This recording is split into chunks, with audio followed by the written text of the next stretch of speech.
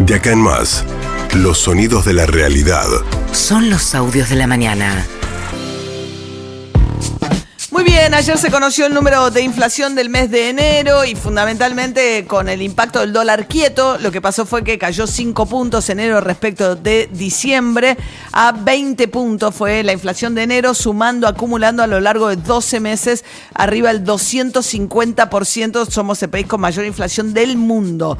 En ese contexto salió una carta de Cristina Fernández de Kirchner donde básicamente le echa toda la culpa al endeudamiento, dice estamos ante el tercer ciclo del endeudamiento, y ayer entre los que le respondieron estuvo el presidente de la Nación, Javier Milei. Primero empecemos con el tema del ajuste. ¿Qué dijo Javier Milei después de que se cayera la ley ómnibus en el Congreso? En esta nota que le dio a Luis Majul, Pablo Rossi y Esteban Trebuch, 3 periodistas de La Nación Más que de manera conjunta lo entrevistaron ayer.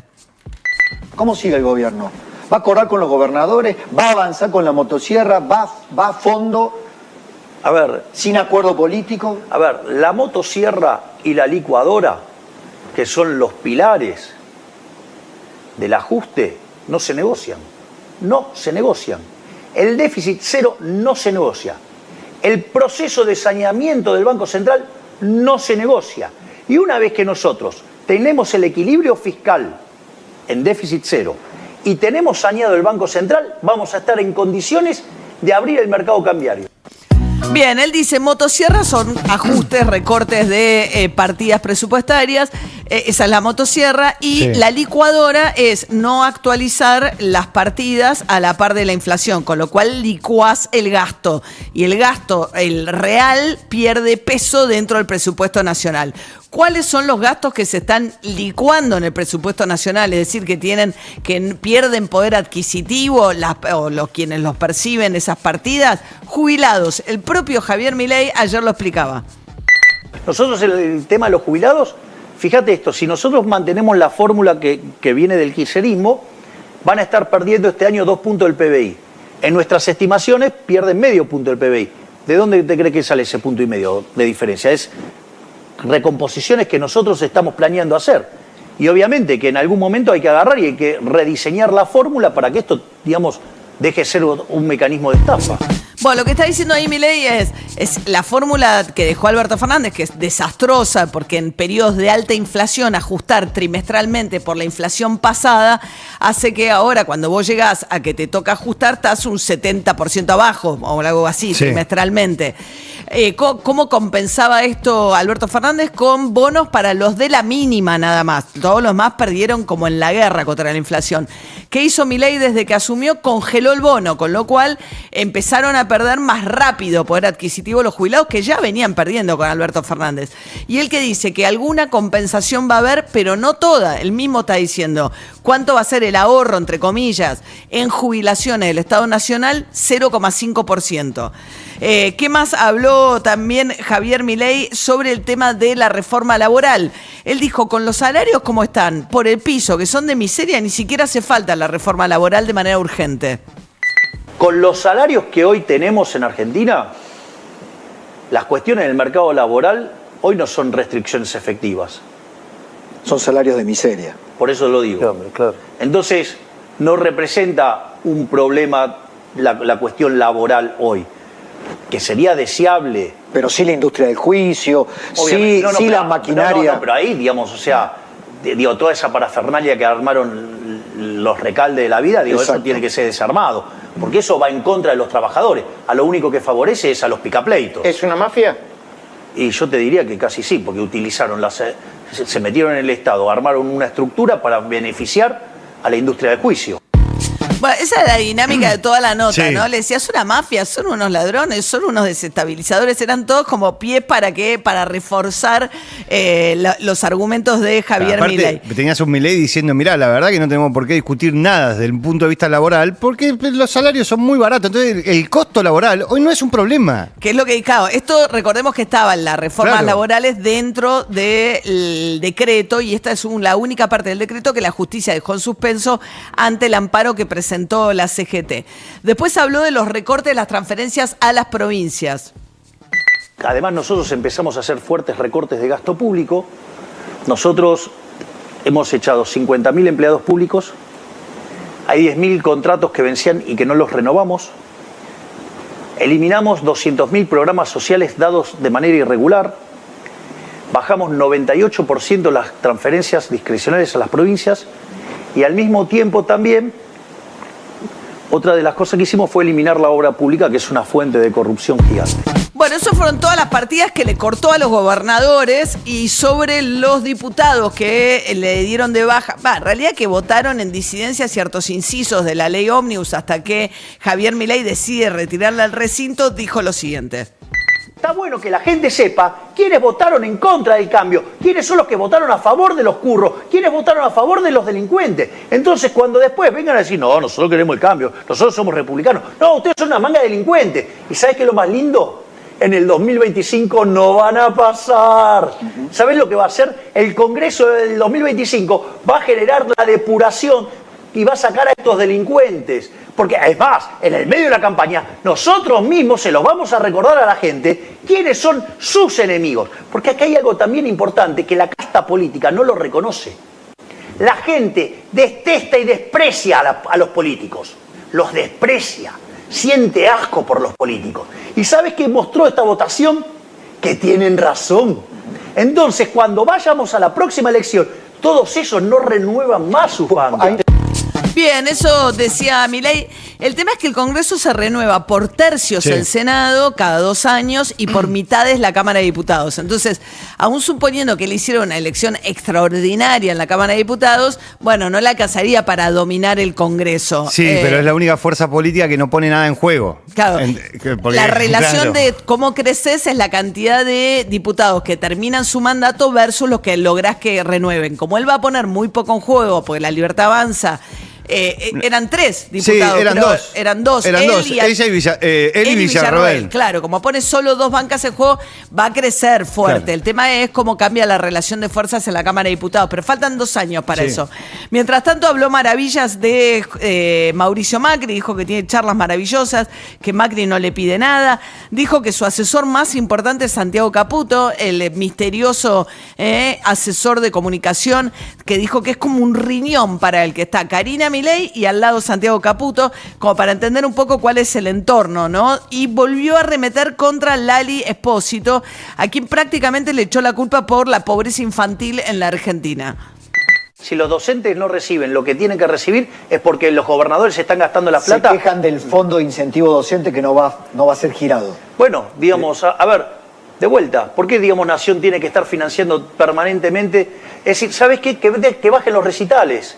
¿Entendés? Cuando, digamos, Córdoba hace el Cosquín Rock, que es privado, pero sucede que en subsidios... Exenciones impositivas. Por eso, subsidio, le da 1.000 millones de pesos.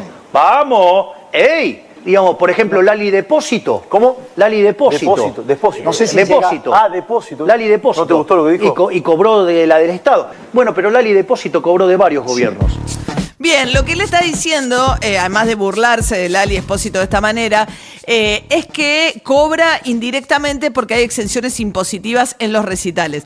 La mayor exención impositiva en la Argentina es la de Tierra del Fuego, que es un régimen especial por el cual, para todo lo que tiene que ver con los electrodomésticos, se importa sin pagar aranceles las partes de los electrodomésticos que se elaboran en Tierra del Fuego. Un sistema que se origina por razones estratégicas, planteando la necesidad de poblar Tierra del Fuego, porque había además un tema con Chile, que sí tenía poblado, digamos, del otro lado de la frontera. Pero además, la idea también de generar un empleo, una fuente de empleo en la provincia.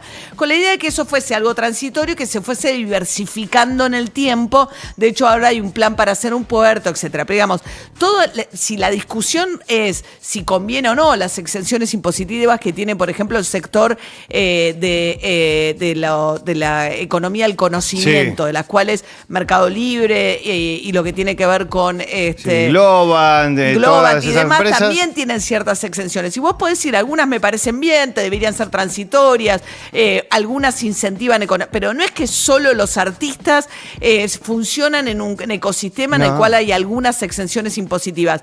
Milei tiene un particular encono con ese sector. De hecho, ayer Martín Yarlora, de quien él se burló a través de sus redes sociales diciendo ya llora, el gobernador de la provincia de Córdoba decía lo siguiente en un intercambio con Feynman sobre este tema.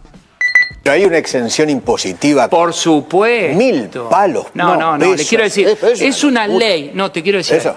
Es una lo ley. hizo de la Sota para acá. Sí, bueno. sí, y fue buenísimo.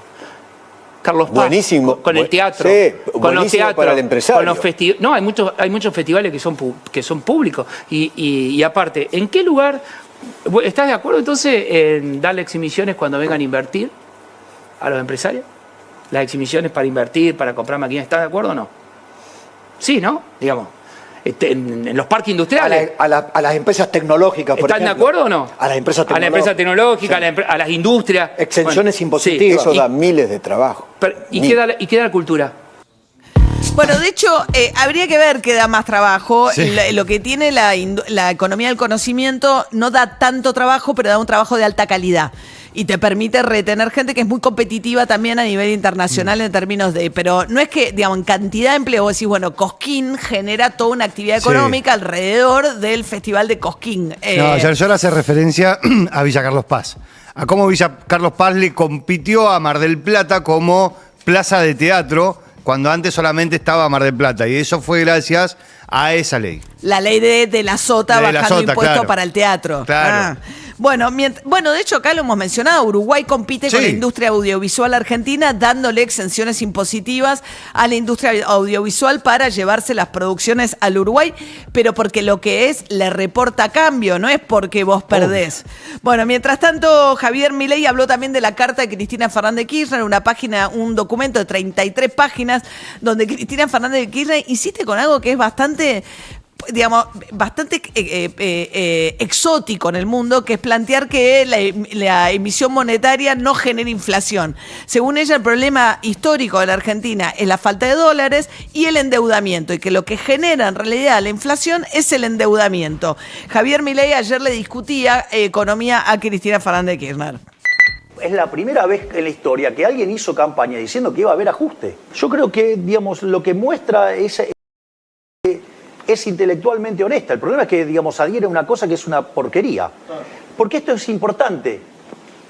Entonces, el endeudamiento, ¿de dónde sale? Y una de las cosas que dice es un delirio, pero es consistente. Dice, endeudamiento coactivo. O sea, un día, no sé, se levantó alguien totalmente loco y dijo, voy a tomar deuda. Claro, no, bueno, o sea, eso es ignorar la restricción de presupuesto. Ahora, Bien, él dijo intelectualmente honesta. Él no es especialmente agresivo con Cristina Fernández de Kirchner. De hecho, se frustran los periodistas que lo están entrevistando porque le dicen, bueno, pero prendió el club del helicóptero, porque Cristina Fernández de Kirchner escribía que cuando hay estos ajustes así son insostenibles y los gobiernos caen.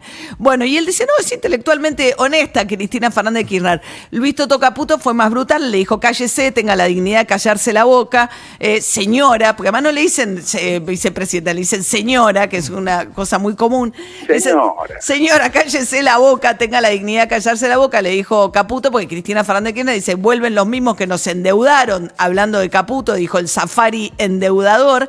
Lo que tiene Cristina Kirchner es que no hace ni una mención al déficit que genera congelando tarifas y el desastre que fue toda la cuestión energética en el gobierno de Cristina Fernández de Kirchner y de Néstor Kirchner antes, con YPF, y cuando empiezan a congelar tarifas y empieza a crecer el déficit, pero no vía endeudamiento, vía un incomprensible congelamiento de tarifas. Después lo liquida el gobierno de Alberto Fernández, diciendo que firmaron un acuerdo pésimo con el Fondo Monetario y que renegociaron muy mal la deuda con los privados. Bueno, a ver, los gobernadores saltaron, sobre todo alertando que va a haber un problema para el inicio de clases, porque no está pagando el Fondo de Incentivo Docente que completa el salario. Ayer una de las que salió a alertar que se va a complicar el inicio de clase fue Sonia Aleso, que tuvo este intercambio, la secretaria general de CETERA, el gremio nacional, con Luis Novarecio.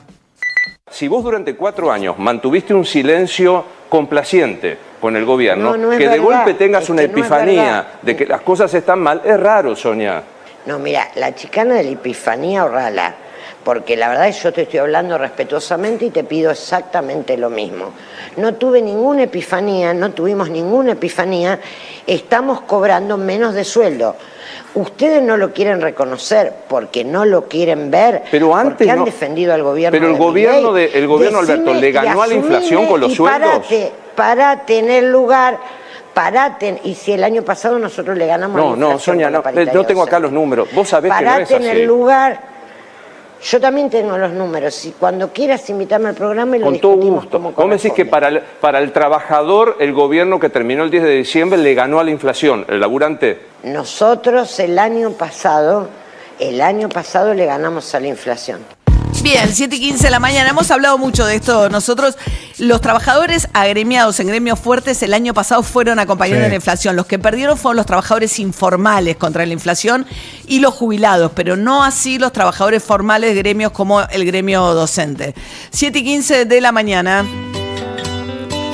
Esto es Wild Honey.